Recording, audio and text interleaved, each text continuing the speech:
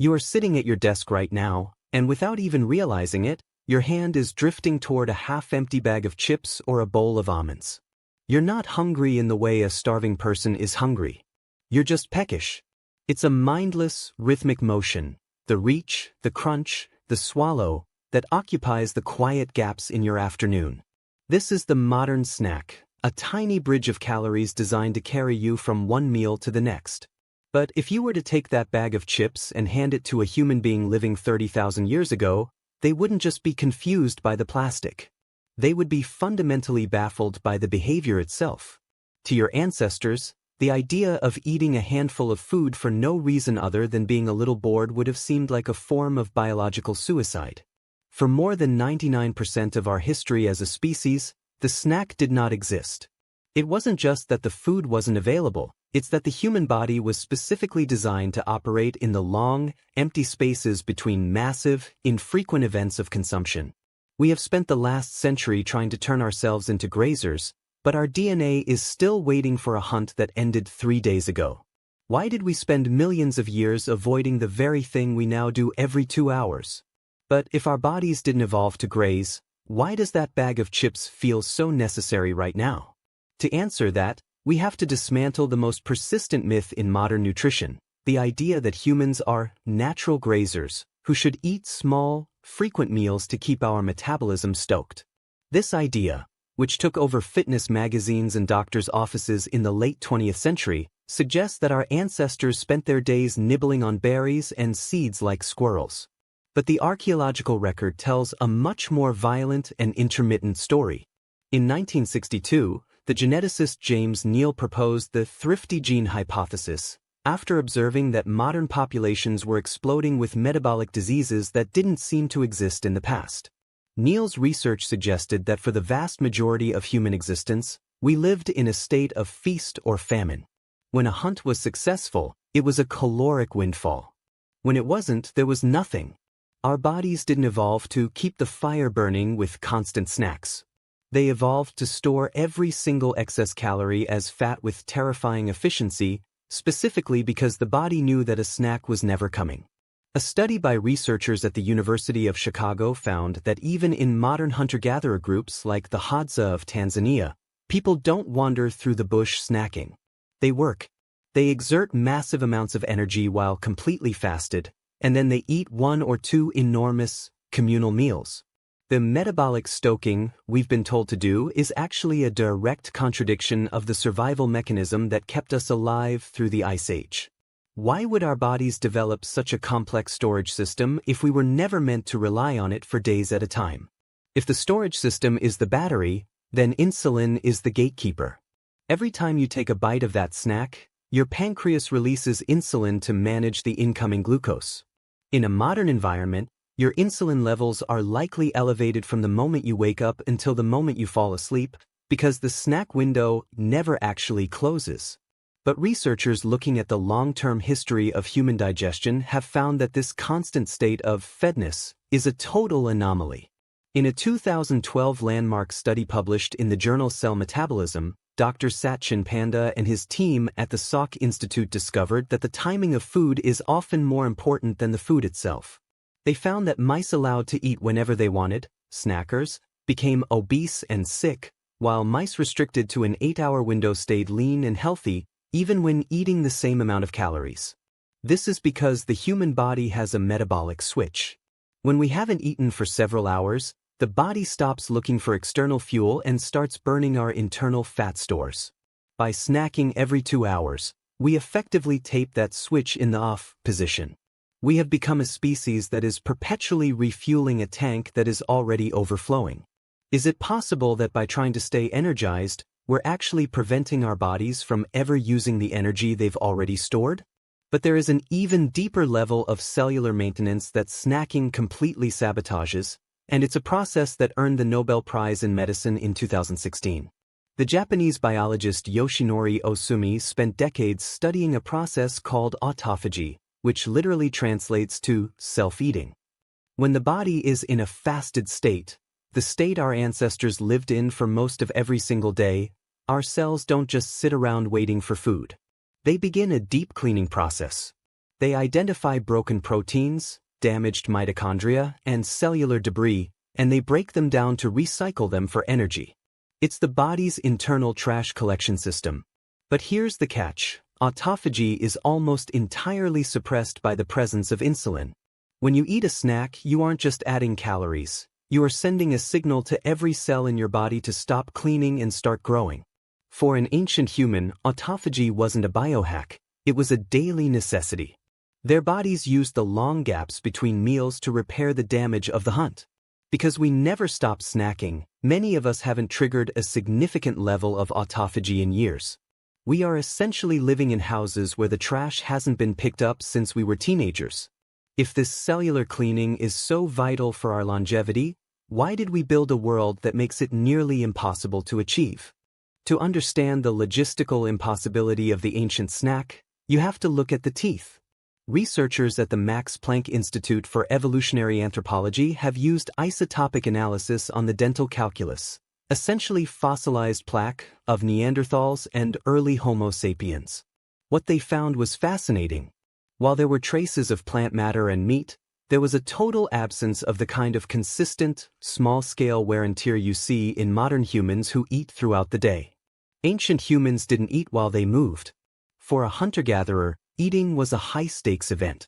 If you were a Neanderthal in the El Sidron cave 40,000 years ago, you didn't have a pocket to keep a handful of berries in.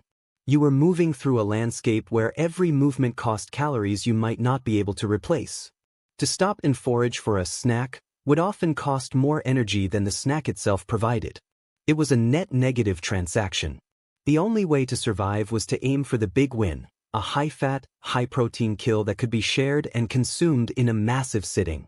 This created a social and biological rhythm that we've completely discarded. A meal was a destination, not a background activity. But if the physical cost of food was so high for so long, when exactly did we decide that eating all the time was the new normal? The shift didn't happen as long ago as you might think. For most of the agricultural era, humans still followed a strict 2-meal or 3-meal structure tied to the sun. The word dinner actually comes from the Old French dîner, which originally meant the first meal of the day.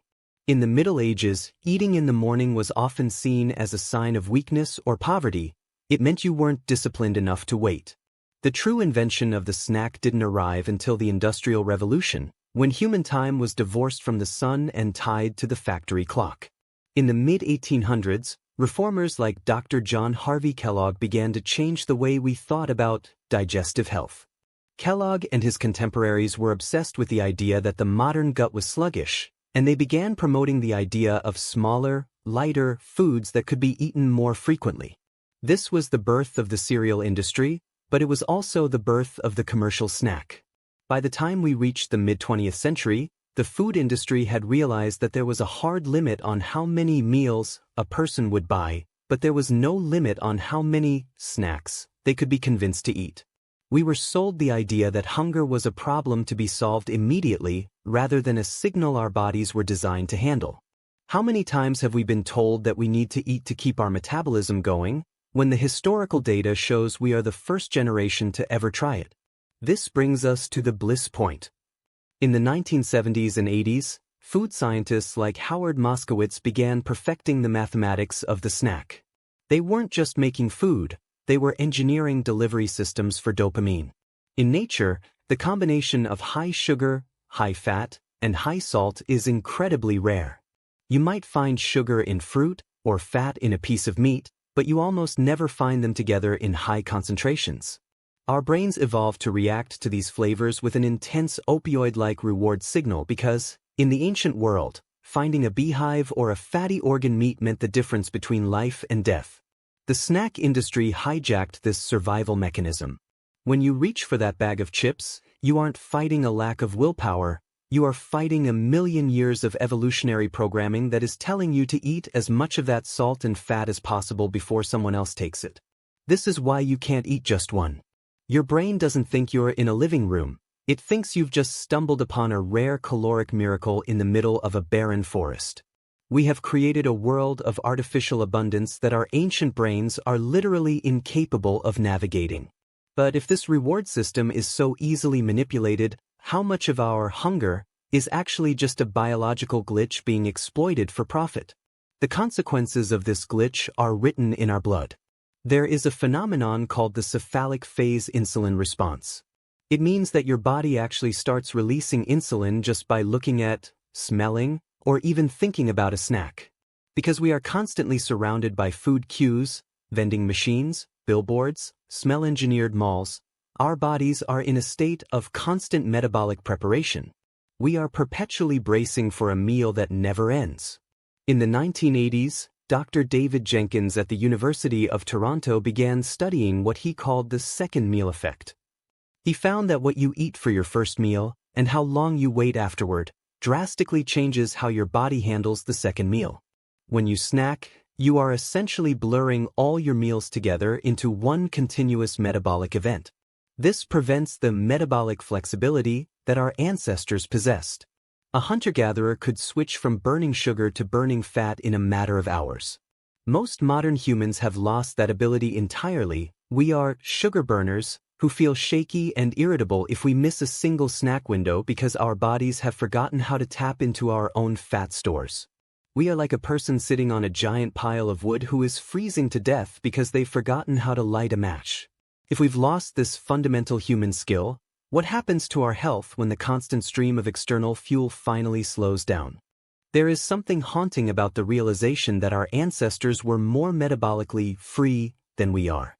They weren't slaves to a 2-hour hunger cycle. They didn't need to carry granola bars on a 3-mile hike. Their energy was stable because it came from within, fueled by the very fat stores that we now spend our lives trying to get rid of. The absence of snacking in the ancient world wasn't a choice. It was a biological reality that created a much more resilient version of the human being. They lived in a state of high alert, high energy fasting, while we live in a state of low energy, foggy-headed fullness. We have traded our metabolic flexibility for the convenience of the vending machine, and we are only just beginning to realize the price of that trade. The next time you find yourself reaching for that afternoon snack, try to listen to that ancient voice in your DNA. It isn't asking for a cracker. It's waiting for the hunt to begin. It's waiting for the long silence that allows your cells to clean themselves. And it's waiting for the moment when food becomes an event again, rather than just something you do to pass the time. Why have we become so afraid of the very silence our bodies were built to inhabit? The modern snack is not just a food item. It is a symptom of a world that has forgotten how to wait. We have pathologized hunger, treating it as an emergency that must be extinguished the moment it appears. But for our ancestors, hunger was the fuel for the hunt. It sharpened the senses, increased focus, and boosted adrenaline. When we snack, we extinguish that fire before it has a chance to do its work. We have turned ourselves into creatures of the now, unable to tolerate even a moment of physical longing. This constant satiation has a numbing effect, not just on our bodies, but on our culture. The communal meal, the big win, that was shared with the tribe, has been replaced by the solitary, plastic-wrapped bite taken in front of a screen. We are more fed than any generation in human history, yet we are metabolically starving because we never allow our bodies to actually use what we give them. The paradox of the ancient human is that they were most alive when they were most empty. We, on the other hand, are slowly drowning in our own abundance, unaware that the secret to the energy we crave isn't in the next bite, but in the space where the bites used to be. How did we convince ourselves that the most natural thing in the world, going a few hours without eating, was a danger to be avoided at all costs? If you look at the statistics, the timeline of our decline is shockingly short. We aren't talking about a change that took thousands of years. We are talking about a total reorganization of human biology that happened in the space of a single lifetime. In the ancient world, the snack was an impossibility because of the sheer effort required to obtain a single calorie. Today, the snack is an inevitability because of the sheer effort required to avoid one. We have flipped the script of human survival, and our bodies are struggling to keep up with the new lines. We are still using the same hardware that was forged in the fires of the Paleolithic, but we are trying to run a piece of software that was written by marketing executives in the 1970s. The crash isn't just coming, it's already happening in the form of the metabolic crisis sweeping the globe. We have reached a point where the most radical thing you can do for your health is not to find a new superfood, but to simply stop eating long enough for your body to remember what it is. Are we brave enough to step back into the rhythm that made us human in the first place? The disconnect between our past and our present is perhaps most visible in the way we view our own body fat. To a human living 20,000 years ago, body fat was the ultimate insurance policy. It was a visible sign of success and security. To have fat on your body meant you were a survivor. It meant you had successfully navigated the feast and famine cycles of your environment. Today, we view fat as a failure of willpower, something to be shamed and hidden. But the irony is that we have more fat than ever because we never allow our bodies to use it for its intended purpose. We keep adding to the insurance policy, but we never actually file a claim.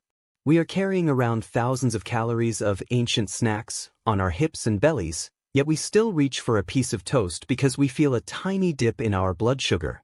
This is the ultimate biological tragedy. We are walking around with all the fuel we could ever need, but we've lost the key to the gas tank. We have become a species of hungry ghosts, always consuming but never satisfied, because the satisfaction we're looking for can only be found in the completion of the metabolic cycle, the move from fed to fasted to repaired. Why do we keep looking for the answer in the pantry when it's already written in our own biology? Think about the sheer sensory experience of that ancient event meal. After 3 days of tracking an animal, the smell of wood smoke and roasting fat wouldn't just be pleasant, it would be a spiritual experience. The dopamine hit would be astronomical. The gratitude would be bone deep. Every bite would be a celebration of life itself. Now, compare that to the experience of eating a granola bar while you're stuck in traffic. There is no gratitude. There is no celebration. There is only the dull, repetitive cycle of spikes and crashes. We have diluted the joy of eating by spreading it thin across 16 hours a day. By making food available every second, we have made it meaningless. The ancient humans didn't snack because they understood, on a primal level, that a meal was something that had to be earned. It was a climax, not a background hum. We have lost the climax, and all we're left with is the hum. And that hum is slowly wearing us down. If we could see our eating habits through the eyes of our ancestors, would we see a life of luxury, or would we see a species that has lost its way in its own garden of earthly delights? But there is a way back. It starts with the realization that hunger is not an emergency. It is a state of being that our ancestors occupied with grace and strength for millions of years. It is the state in which our bodies do their most important work. When you feel that twinge of hunger at 3 p.m., you aren't feeling a deficit, you are feeling your body's invitation to switch fuels. You are feeling the trash trucks of autophagy getting ready to roll out. You are feeling the very thing that made your ancestors the most resilient predators on the planet. To ignore that snack isn't a form of deprivation, it is a form of reclaiming your biological heritage. It is a way of telling your body that the hunt is still on, that you are still a survivor, and that you are not a slave to the dopamine-engineered products of a $100 billion industry. We have the power to flip the switch back. We just have to be willing to sit in the quiet for a little while. Are we ready to stop being grazers and start being humans again? The most haunting thing about our current situation is just how recently we made the choice to change. We think of our 3 meals and 3 snacks lifestyle as the way it's always been, but that is a profound historical delusion. We are living in a massive, unmonitored biological experiment, and the results are already in. We have traded our longevity, our mental clarity, and our metabolic health for the convenience of never having to feel a stomach growl. But our ancestors knew something we've forgotten, that the best meal you will ever have is the one you've waited for. The one that was earned through effort and shared in silence. The one that didn't come from a bag, but from the earth and the hunt. We can't go back to the El Sidron cave, but we can bring the wisdom of the cave back into our kitchens. We can stop the mindless reach and start the mindful fast. We can rediscover the power of the empty space. Because in that space is where the repair happens. In that space is where the clarity returns. And in that space is where we finally stop being consumers and start being the hunters we were always meant to be. Everything you've been told about the necessity of snacking is a myth designed to keep you consuming. You don't need to eat to keep your metabolism going. Your metabolism has been going for 2 million years without your help. You don't need to eat to keep your brain focused. Your brain is actually sharper and more alert when it's hunting on an empty stomach. And you certainly don't need to eat because it's time to eat. The only time your ancestors ate was when they had the food and the safety to do so. Every other hour of the day was dedicated to the high-stakes game of survival. We have won that game so decisively that we are now losing ourselves in the prize. It is time to look at that bag of chips for what it really is, a distraction from the incredible, self-healing, fat-burning machine that is your own body. The ancient snack didn't exist because it didn't need to. Our ancestors were already full, not of food, but of the vitality that comes from a life lived in balance with the rhythms of the natural world. Can we find our way back to that balance? Or are we destined to keep snacking until there's nothing left of us but the crunch? In 1977, the United States government released a document called the Dietary Goals for the United States. It was the first time a major power had officially recommended a low-fat, high-carb diet for its entire population. It was also the moment the snack was officially sanctioned as a tool for heart health. Before 1977, the average American ate roughly 3.8 times a day. There was no snack industry to speak of. But by 2024, that number has jumped to nearly 6.5 times a day. In less than 50 years, we have nearly doubled the frequency of our eating, and in that same window, the rates of metabolic disease have increased by over 300%. The ancient humans never ate snacks because they didn't have to fight a multi-billion-dollar marketing machine telling them they were hungry every 90 minutes. The date 1977 marks the point where we officially walked away from 2 million years of biological wisdom and stepped into a trap of our own making. Your ancestors didn't have a willpower problem, they had a reality that wouldn't allow them to be weak. You, however, are living in a world designed to break you. The question is, now that you know the date the trap was set, are you going to keep walking into it?